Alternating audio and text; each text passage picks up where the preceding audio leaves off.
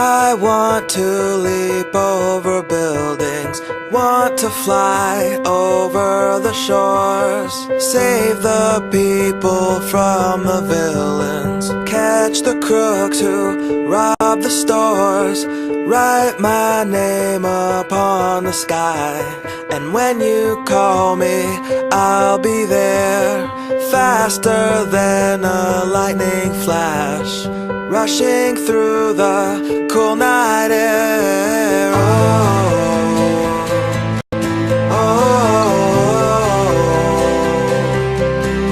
So start ignition, count to zero. I just wanna be a superhero.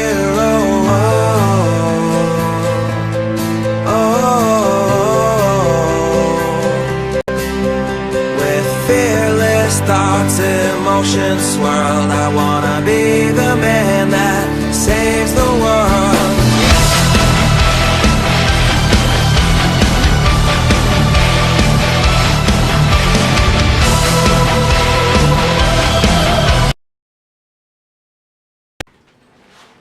All right, Joe, once again, a great night here at the O. April 5th, 2014, and I can't believe it. I mean, Joe, the first match right off the bat, we had an elimination style match. I was going to say triple threat, but it was actually an elimination style match between Keith Cage, Matt Devlin, and Mystic Storm to find out who was going to be the #1 contender to go against Mr. Hollywood for his belt. Will you finally let me talk, PK? Good gosh, here's the most important part of that match. The point is that Mr. Hollywood was out there talking with us, and all those ditch diggers of Cornelia finally got to see greatness together. Well, Joe, I'm not going to say it was enjoyable having Mr. Hollywood there on commentary. The two of you were having your love fest. Will you shut up, PK? But, Joe, I'll tell you something. It was a great match. But Keith Cage was the first one to be eliminated by Matt Devlin. Yeah, a lot of cheating in there, too. And then Mystic Storm and Matt Devlin were going at it, and Mystic Storm hits him with the Eye of the Storm, winds up getting the pin 1, 2, 3, and then he becomes the #1 contender for Mr. Hollywood's corporate championship. In other words, the next loser to Mr. Hollywood. And that's what I call him now, Darth Loser. Well, Joe, here's the question, though. He comes from the other side of the galaxy. He obviously wants gold. He now gets his shot, but Mr. Hollywood has the gall to go after him, to give him a bribe, to give up the opportunity for the corporate championship. That's right. Give him a shot. Give him a chance to walk away from getting obliterated by the great Mr. Hollywood.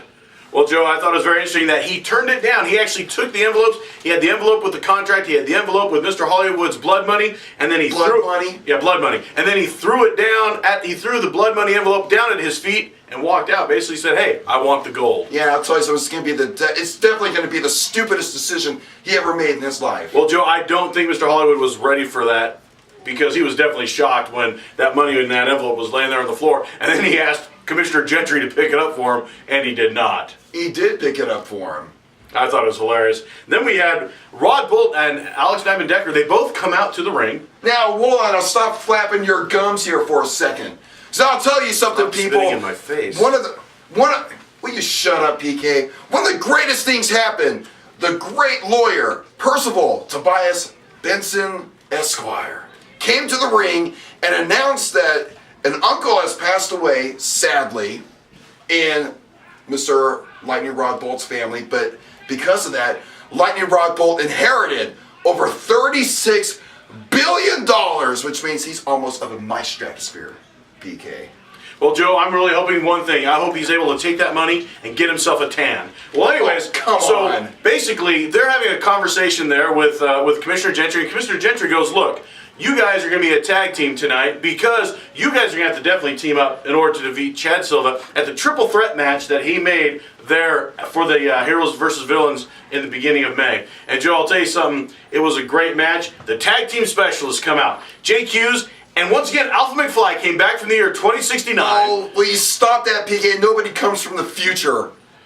Joe, I really wish you would talk to him because, like I said before, he's told me things about your future, and I think it would behoove you. Oh, you let me worry about my future, Pinhead. Let's keep going. Well, Joe, it was a good match, but I'll tell you something. In the end, the tag team specialists, they wind up hitting Alex Diamond Decker with their finishing maneuver, what I call the Reigning Men, which is named after their theme song. Oh, they wind up getting the pin 1, 2, 3. And Joe, it's going to be interesting to see how Chad Silva now is going to take on Alex Diamond Decker and Rod Bolt in a three-way match at Heroes versus Villains. All as I can say is I feel it in my blood, PK, that it is going to be a championship change because Rob Bolt and Alex Decker are the best. Well, Joe, we had a couple newcomers here at the O tonight. We had Scorn, who took on the Monster Z, his first match in the O, and he goes against the Monster Z. Boy, Joe, you wouldn't even be that arrogant to do something like that for your first match. Well, yeah, because I'm smart enough. But I told you, that's like going skiing, and the first time skiing, you're going down Black Diamond.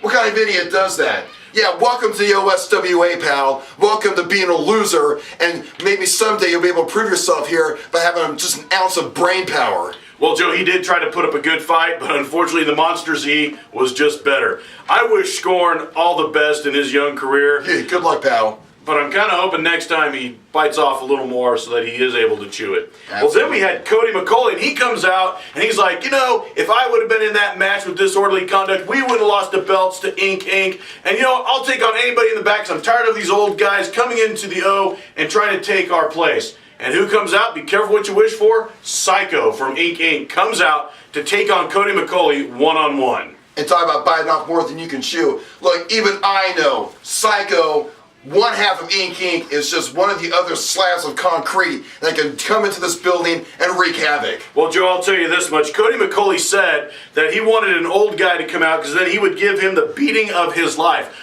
Well, Cody McCauley had to eat his words with nachos and a slice of humble pie because he got schooled in the fine arts of wrestling and self-defense. And Psycho hit him with his finishing maneuver, and that was the end of Cody McCauley for the night with a 3 count. For the night, PK, but I'll tell you something right now. There's plenty of Cody McCauley in the future, and he's getting better and better.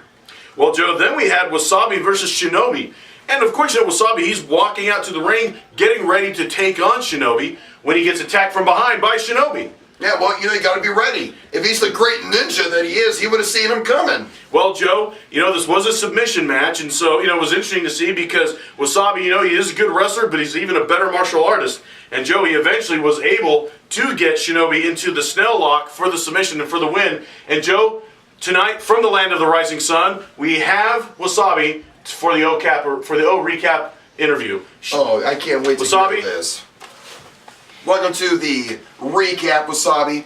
Welcome to being in the presence of greatness, me, and mediocrity, my brother. Well, Wasabi, I know you've got limited English, so, you know, I hope you're able to understand me. Do you feel now that you earned a shot against the Ninja King after tonight? I was not able to defeat Ninja King. I beat Shinobi. I beat both ninjas. I deserve my rematch. May 3rd. Hero. Villain. Me. Ninja King. One more time. One more time. Well, Wasabi, domo arigato, and I wish you the best for May 3rd. Get your shoulder taken care of. Wasabi, Mr. Roboto, good luck. Good luck, pal. Marbles! Well, Joe, I'll tell you something. I think that he has earned a shot against the Ninja King.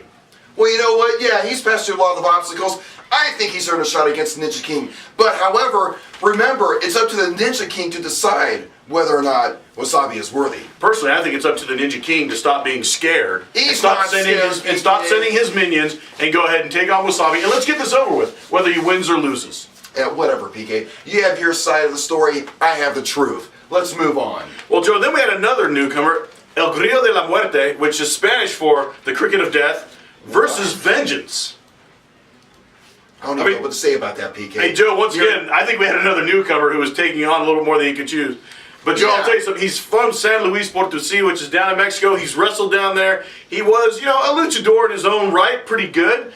But, man, he comes up here, and all of a sudden, you know, he takes on the, you know, Vengeance, and Vengeance has little patience. So he gets in there, and they're kind of, you know, exchanging glances back and forth, and before the bell rings, he low blows Vengeance. And, Joe, I'll tell you something. Vengeance, when he came back, when Chris Damian came back as Vengeance and said, hey, I am here to put down the shenanigans that's been going on here in the OSWA, that was the last thing El Grillo de la Muerte wanted to do, was hit him with a low blow because he was able to manhandle him like he treated him like a kid, basically. Well, okay, first of all, why do you keep calling just call him the cricket of death? This is America. We speak English here. And another thing, vengeance. Everybody there calls him vengeance. I call him vigilante. Who is he to decide whether he is judge, jury, and executioner or not? Well, Joe, no, you've got it wrong. Now, then, he is the judge, okay? But he allows the fans to be the jury, and then he's the executioner, because that's what happened tonight. Basically, he gets El Grito de la Muerte, and he's got him down, and he goes to the fans, and he goes, thumbs up, thumbs down, what do you want? And, of course, the thumbs gave him the thumbs down. The fans gave him the thumbs down, and then he hit him with the case closed, and he pinned him 1, 2, 3. And El Grito de la Muerte, I think that's the last we might see of him. I doubt he's going to be back. Yeah, we'll see about that, PK. We'll see what happens to Vigilante. Well, Joe, then after that, we had Pollo del Diablo came back, and he was taking on Curtis Coleman. Yeah, well, I'll tell you something. That was a great match. And why do you think that was a great match, Joe? Well, because you know what, Curtis Coleman, Mr. I like to call him Benedict Arnold, the turncoat, turning on all. Stay fresh. Will you stop that, PK? Notice how quickly I changed your mind. Go ahead. Oh, shut up, PK. Do you remember what you were talking about just now? Yes, I remember. What was that? Tell the camera. That he's a Benedict Arnold. I know exactly what I'm talking about. Let's get back to wrestling here. Stop trying to put words in my mouth. Anyways, you know what? El Pollo del Diablo was doing awesome, and he took out that Curtis Coleman. Wait a minute, you call him El Pollo del Diablo. Why don't you call him Chicken of the Devil? Because you don't want me saying El Grillo de la Muerte. PK, will you just let me do my job for crying out loud? Is that what you're doing? Yes, I do it very well, thank you.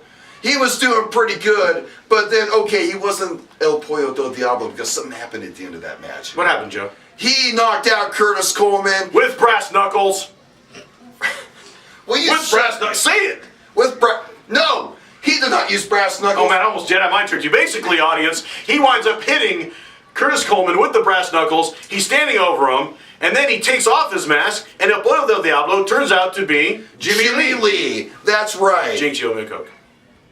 Will you shut up, PK? The point is Jimmy Lee took Curtis Coleman out. And that's just the beginning. I don't know, you can put all sort of spins you want in. I think maybe it's his high school class ring. I don't know. But the point is, he knocked that Curtis Coleman out and put him down on the ring where he deserves. Joe, if that was his high school class ring, I am so glad I did not graduate from there.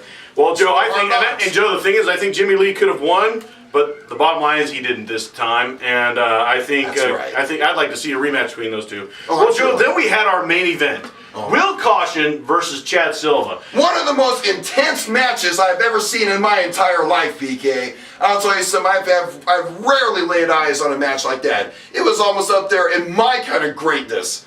That was deserving of the arena, PK. Well, Joe, I'll tell you something. It was an amazing match. A very physical match. And, Joe, I will admit, not a fan of Will Caution's, but, man, he brought it to Chad Silva tonight. You better believe it. But, Joe, Chad Silva proved again why he's our Ultimate Champion. And he did that by getting Will Caution into Anaconda Vice and getting the submission for the win. Well, always remember, PK, Will Caution is very young, and he's very up and coming, and I guarantee you one day, and I can predict this better than any Alpha McFly out there, he's going to rule the OSWA with an iron fist, and he's going to have that Ultimate Championship. Mark my words. Well, Joe, I believe that one day he could be the Ultimate Champion, and Joe, maybe one day you ought to sit down with Alpha McFly, and when he tells you about the things that he's told me about your future, well, you can ask him about Will Caution. Well, folks, I'll tell you something. We got a great show coming up April 19th. But prior to our show, we're going to be at the Apple Car Show at Historic Train Depot in downtown Cornelia. There's going to be a barbecue cook-off, a car show, a reptile show, a boxcar derby, and as well, the OSWA will be putting on a match there. Then that night, we'll be back here at the O at 7 o'clock, ready to put on a show. It'll be the final show before Heroes vs. Villains, which is on May 3rd. All of our main events, all of our matches for May 3rd will then be locked in, and we're going to see what kind of card we're going to have. And I'm looking forward to April 19th, but definitely looking forward to May 3rd. And folks, you've got to be here for that time. And don't worry, I'll be here. Don't worry, I'll be here. Thank you. And our fans, we look forward to seeing you again.